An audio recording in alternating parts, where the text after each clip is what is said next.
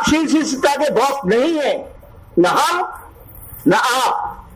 और शिव का कार्य करने वाली समूची संस्था विश्व में जो बनेंगी, जो बनी है, क्योंकि मैं कितने दिन रहूंगा भविष्य तो जानता नहीं मैं।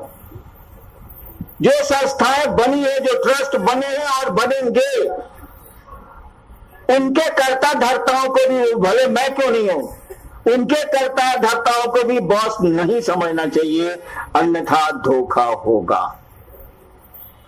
क्योंकि आप है ही नहीं, समझिए तो धोखा होगा। शिव काल से जुड़ी हुई सारी चीजों के बॉस शिव है खुद। He is the managing director, he is the CMD.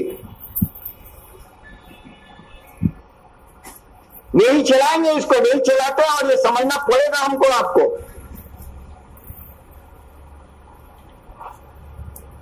केहू के नहीं कहले खाली आया के कहते हैं